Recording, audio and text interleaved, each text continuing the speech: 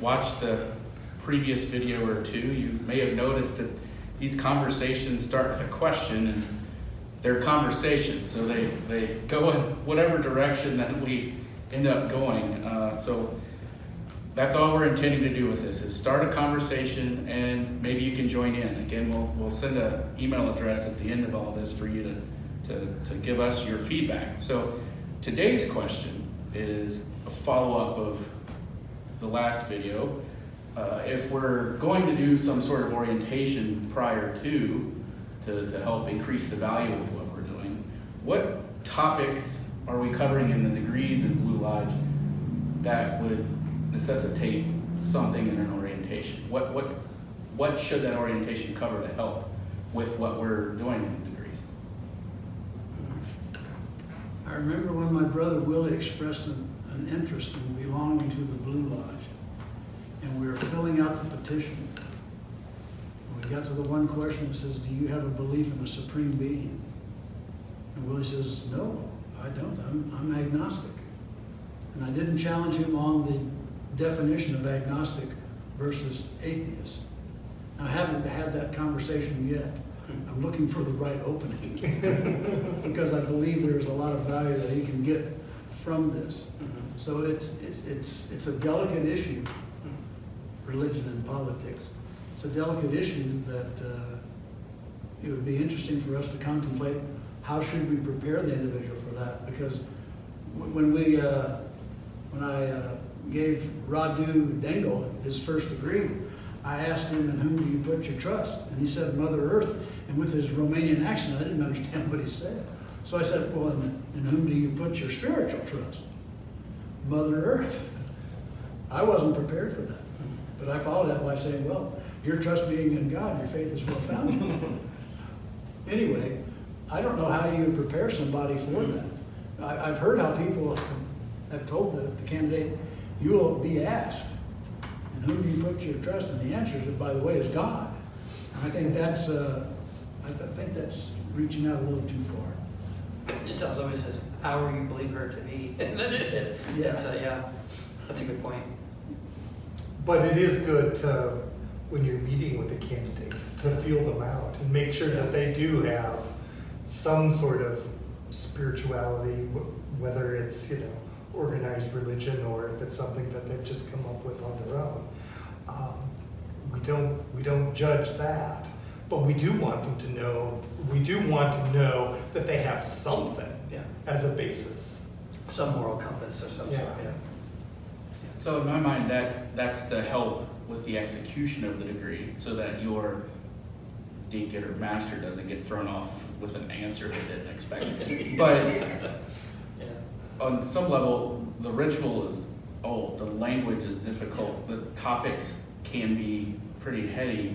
Is there actual material or subject matter, not just for the execution, getting through it, but that could give them something to hang something on, to recognize something and get more out of it? I don't know if there's something that we can do in advance, but I do absolutely know there's one thing that we can do after a degree that will help cement it, and that's take the candidate to go see another first degree or second degree, and make sure that that happens right away, so their experience is still fresh in their mind, and then they can see it. And then hopefully they'll hear the words, they'll see the action. That's going to probably explain a lot more about the degree than something just sitting down with a mentor can do. Having that opportunity to see a degree is really worthwhile. When an investigating committee goes out to meet with the candidate, and you have the benefit of having his spouse there, one of the things we talk about is there's some things that he's going to be learning in lodge, or hearing in lodge, that we are not permitted to share. They are our secrets. I think it'd be beneficial, to discuss with the candidate somewhere along the line, even after the investigating committee, to let them know you're going to be hearing and seeing a lot of things that you may never have seen before. And we expect you to keep that here, close to the vest. This is not to be disclosed to anybody outside of the lodge. So the value of secrecy, one of the main lessons of the first degree perhaps, Yeah. is something that can be covered. Especially when you go up to the altar and, and that dialogue between the worshipful master and that candidate, and then maybe have a recap later on what that really means, and it's not just hearsay, it's like, this is a serious obligation, and take it to heart, Yeah, I reflect on some candidates that have come to the altar for their first degree where I conferred that, and they look big and tough, and they act just kind of, just very loose, So I take my time on the obligation to emphasize certain words in there, to get the point across in case they are not getting it while we're conferring the degree. I don't want them to go away, oh, that was fun, yippee. I want them, by golly, like you said, this is serious.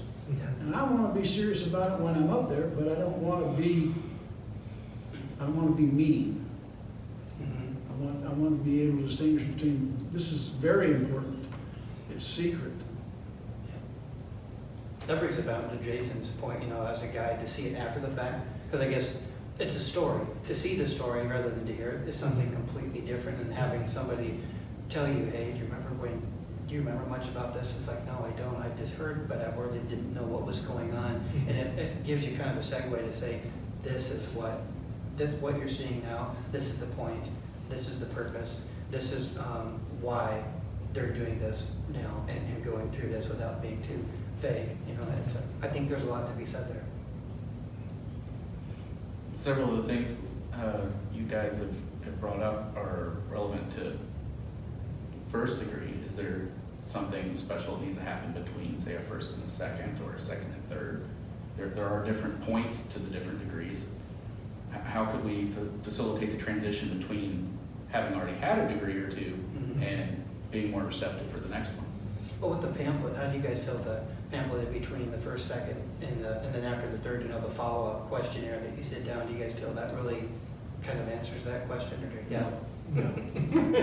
Maybe The revamp. pamphlet's probably as old as the rituals, as far as I can tell. So probably there's probably more dialogue, modern dialogue, and more common sense kind of approach, I guess, if you could call it that, to take and guide them through here to there. It's interesting to me because I think the pamphlet is written more to somebody that's had experience Yeah. in a degree rather than somebody that's just had a degree. Yeah. That we don't discuss, we don't write for the purpose of the candidate. We write for the purpose of the membership.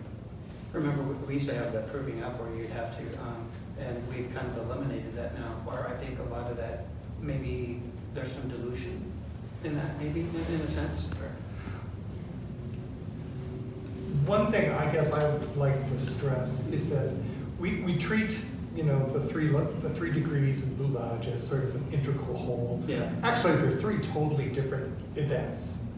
Yeah. And, what's important in the first degree is not really replicated in the second degree. What you really take away from the second degree, the 7 liberal arts and sciences, now probably your typical candidate could care less about that. Arithmetic, geometry, music, and astronomy. But the thing is that is the whole point of the second degree. That's where we have the opportunity to at least throw those topics out there. Hey, Masons have been interested in the 7 liberal arts and sciences since the Regis manuscript. This is one of the things that's constant. Now, what do the 7 liberal arts and sciences mean to someone today? Probably not much. But that's unique. And then what happens in the third degree is yet another totally different kind of an experience for the candidate.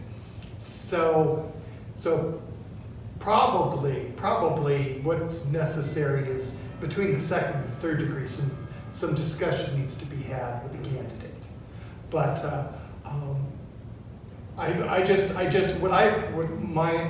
what I prefer to do is to go back with if I'm mentoring someone, is to just talk about, well, what was special about that first degree? What caught your ear? What was interesting about the second degree? and so forth.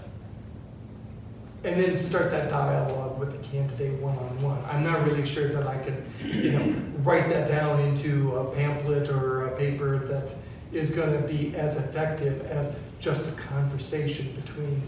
I think that's a good point, because you look at when we used to have dinners in lodge, we'd go down and do dishes after the fact, and we'd have more Masonic conversation, washing dishes and doing things together than we did everywhere else, and we would diverse ourselves into all these different side conversations, and it'd just be a snake of work doing this and touching on that, and oh, what did you think of the degree? And I think a lot more conversation happens in those situations, and I think very meaningful conversations, because you've completely let your guard down and you're like, hey, what about that? I was kind of confused, and people, I think, have a more true dialogue that's not canned or like, let's go sit down at this table and let's discuss it, because now it almost feels like the bar has been set, and so now you feel like you're being tested over it, whereas if it were a little more lax in terms, I guess you could say, they're going to be a little more free to open up and then explore, and then maybe, the people that have been involved in the lodge for a number of years, they can serve as a guide, I guess, in that manner, which allows growth. That's true, especially when you're doing dishes, because not everybody in the lodge is helping you do dishes. You had a very small audience. Yeah, you're right, you don't have everybody. Where people are a little more prone to open up.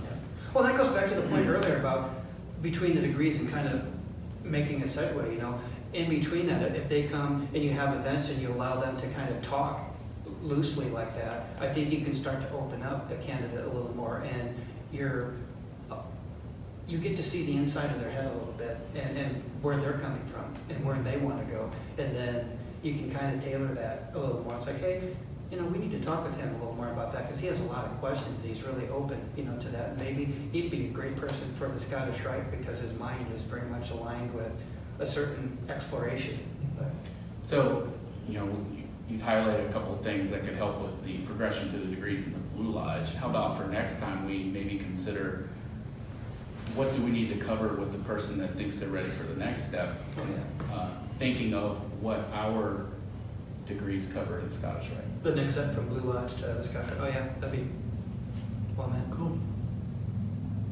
'Cause that's still a mystery. Teacher, teach me about nuclear physics, teach me about the structure of man, and all your endless calculations. Can't tell me what